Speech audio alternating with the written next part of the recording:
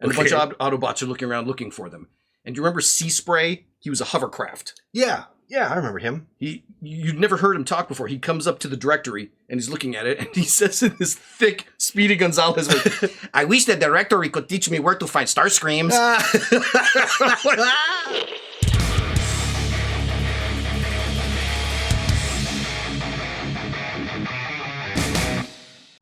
You know, I'm going to tell you, I really hate it when someone says a woman's place is in the kitchen. Yeah? It really makes me mad. All right. How's she going to clean the rest of the house if she's stuck in the kitchen? Welcome to the Two Gaming Dudes and Twisted Metal, the series. Yes! On Peacock.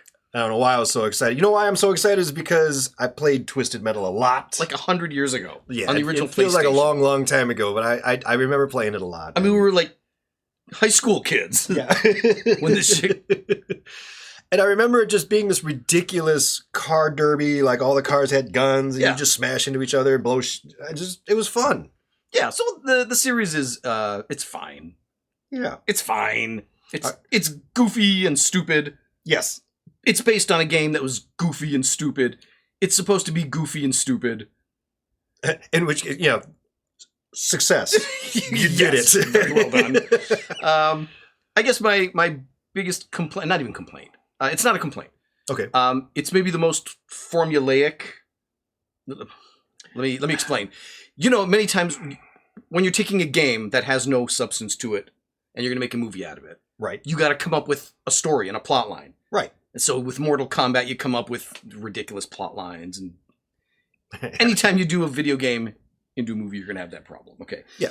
These guys, Rhett Reese, the hell's the other asshole's name? Ruh-roh. And Paul Wernick, the guys that did Zombieland and Deadpool, right up their alley. Oh, yeah. This is exactly like their world. They realize, oh shit, we need a story. Okay, let's go back and just do as traditional as you can possibly get.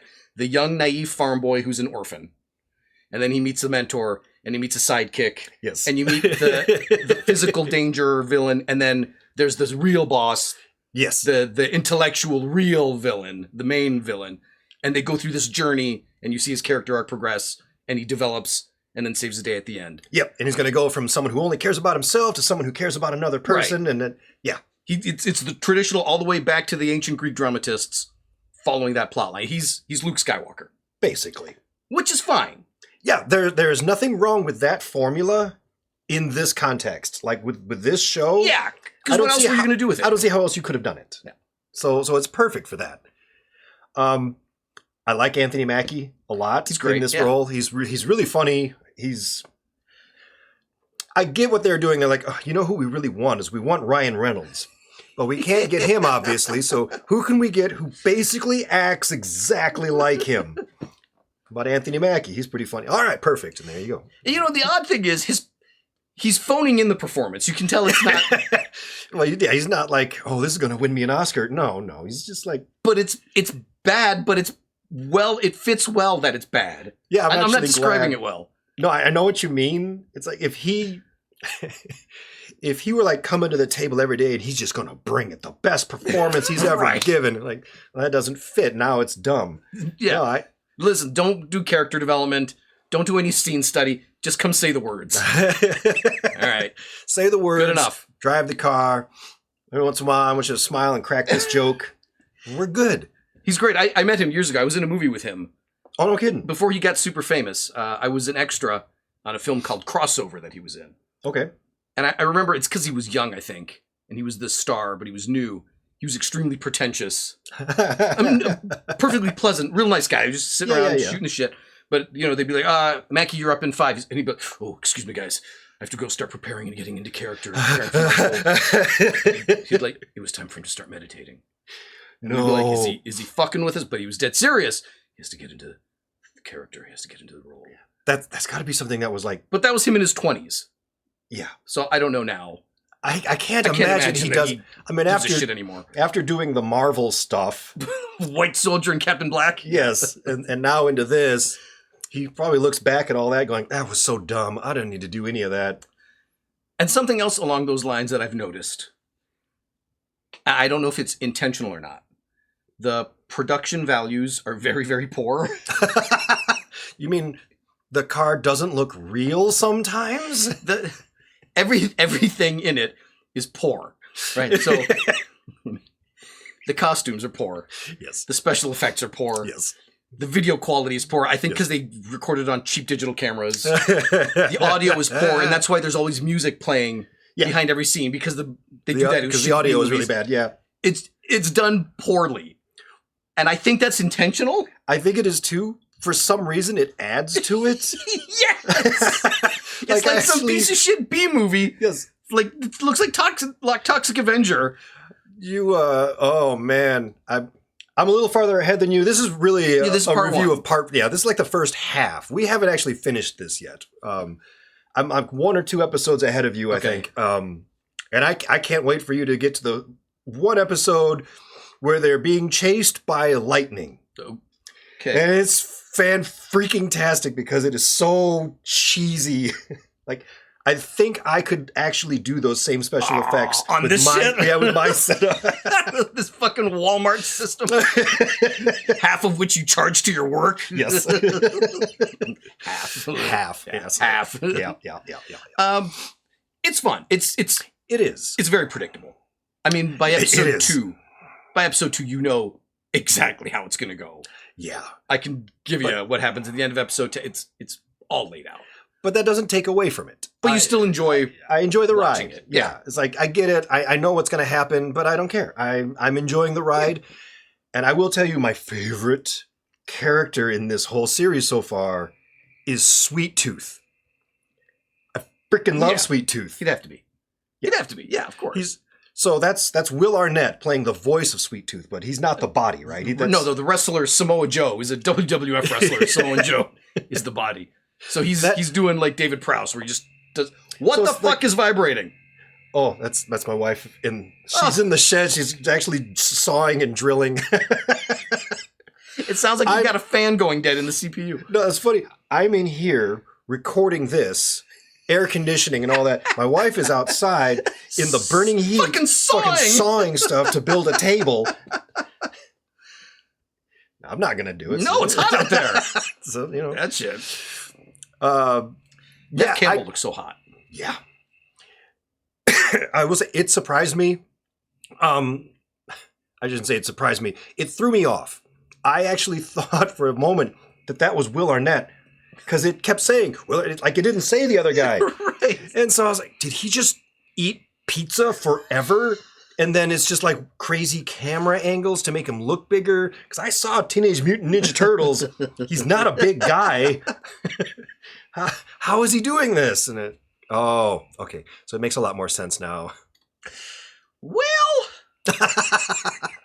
I mean, it's Samoa Joe is not an actor. They could have found a fat actor, a big or a stuntman to be Sweet Tooth, but no, I actually like this better because Really? now his like the way he moves and like stuff, it makes so much more sense. It very much is Darth Vader. Yeah, right down to behind the mask and the weird voice. Yes, you're here for the show.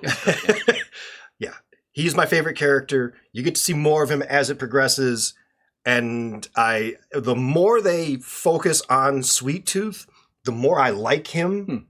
And I can't wait to see how it ends with him. Like, I get it, all the other characters, and they've got all of their own stories. But his story in particular, that's the one that I want to see where that goes. Intriguing. Okay, I won't say anything to wreck it for you. All right, cool.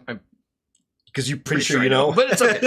And it's okay. I'm happy that they embrace... It's stupid. They understood it's stupid. Yeah.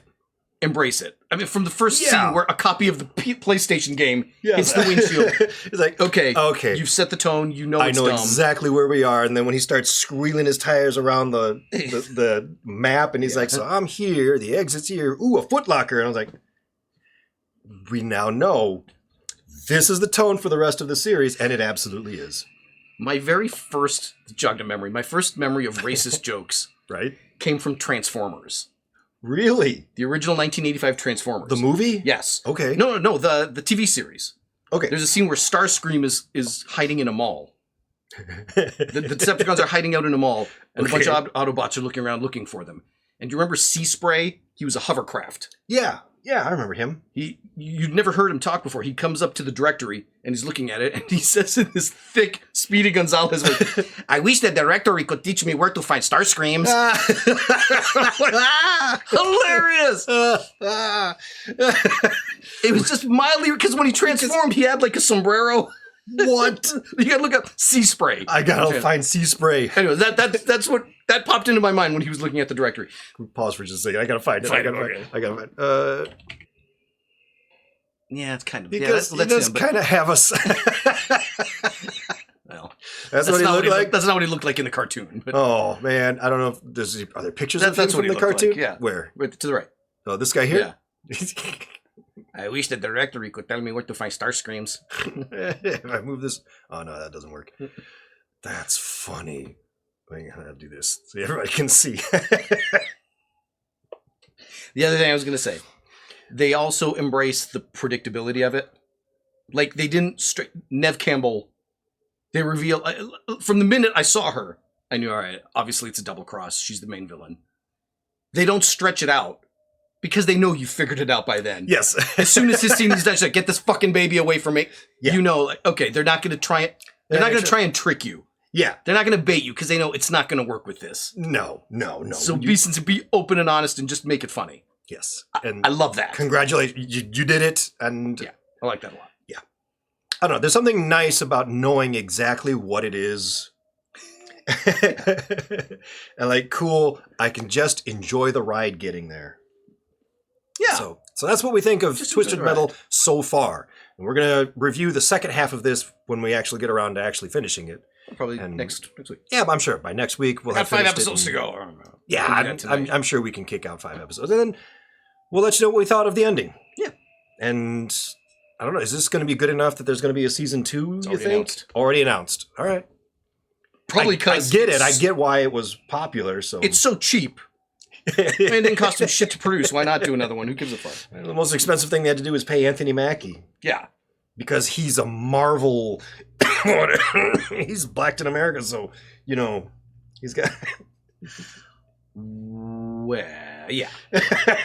Yeah, I mean, NBC Universal had to pay him. Yes. To do this. So it's great. Anyway. That's what we think. It's not great. I didn't mean that. It's not great. It's fun, though. I enjoy it. So leave some comments down below. Let us know what you think. If you watched this, if you liked it, if you've probably you've probably binged it by now, and we haven't. Yeah. So, but let us know what you thought of it. Liked it, hated it, all that. And then we should do a playthrough of the game. Yeah, you want to play it? I want to play Twisted Metal. Yeah. I don't know. It's like G.I. Joe. It's like one of those things that in my mind I remember it being awesome, but I'm afraid if I go back. It'll suck. It'll wreck it, yeah. Yeah. I don't know if I want to wreck it. The same thing happened when I watched Transformers with Beetroot. Because you can see every mistake, every bad edit, every time the audio goes out of sync and they just didn't give a shit. Yeah. I mean, I never realized it was so poorly done. Yeah. It's very poorly done. And what I forgot was in the 80s, the background track, like the music, never stops. Yeah. It is just noise. Yeah. No wonder we liked it as kids. It is constant noise and flickering lights. Like it never stops. Still, I'm Team Optimus the rest of my life. Hell yeah. I don't know why I did that. Who cares? Click subscribe. Dick subscribe. We'll see you in another episode later.